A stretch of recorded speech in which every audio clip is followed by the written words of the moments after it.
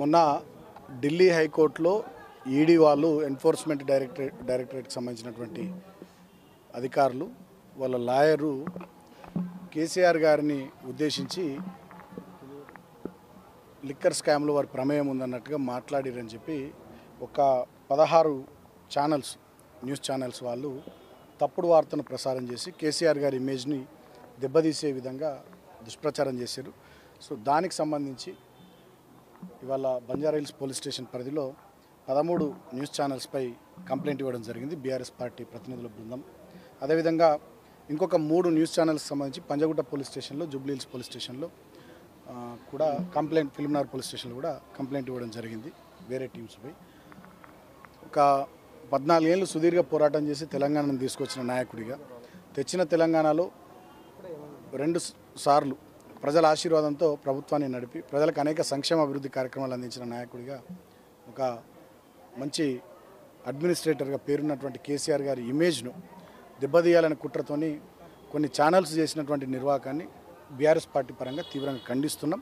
ఖచ్చితంగా ఇటువంటి ఫాల్స్ న్యూస్ను ప్రసారం చేసిన ఛానల్స్పై చర్య తీసుకోవాలని చెప్పి పోలీస్ అధికారులను కూడా బంజారాహిల్స్ పోలీస్ స్టేషన్ కలిసి కోరడం జరిగింది.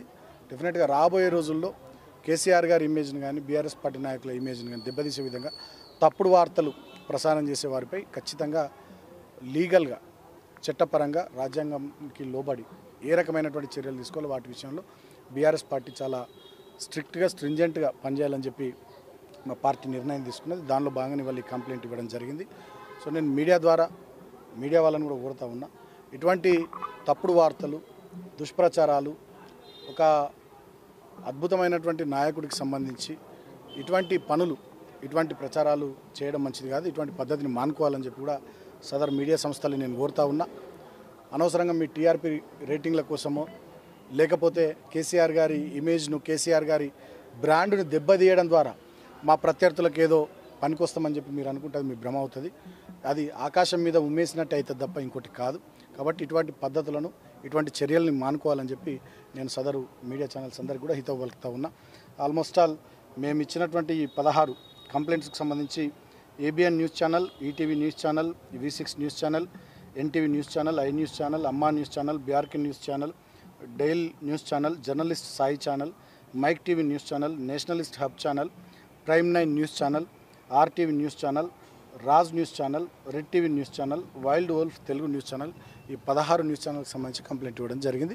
సో ఇక ముందైనా ఒక వార్తను ప్రసారం చేసే ముందు విధిగా దాంట్లో నిజమెంత, మంచెంత అనేటటువంటిది 1-2 సార్లు పరిశీలన చేసుకొని వార్తలు ప్రసారం చేయాలి తప్ప మా నాయకుని ఇమేజ్ దెబ్బతీసే విధంగా, మా పార్టీ ఇమేజ్ దెబ్బతీసే విధంగా అటువంటి తప్పుడు వార్తలను ప్రసారం చేయొద్దని చెప్పి నేను కోరుతా ఉన్నా. ఎందుకంటే డెఫినెట్గా ఇండియన్ డెమోక్రసీలో మీరు 4th ఎస్టేట్ మీడియా ప్రతిపక్షం వైపు ఉండాలి తప్ప పాలక పక్షం వైపు ఉండకూడదు. ప్రజా సమస్యలు, ఈ ప్రాంత సమస్యలు, ఇక్కడి అంశాలు ప్రభుత్వం దృష్టికి తీసుకొని పోయే విధంగా డెఫినెట్గా ప్రతిపక్షాలకు కూడా సహకారం అందించాలి. ప్రజా సమస్యల్ని పరిష్కరించే విషయంలో, రాష్ట్ర అభివృద్ధి విషయంలో, ప్రజల సంక్షేమం విషయంలో.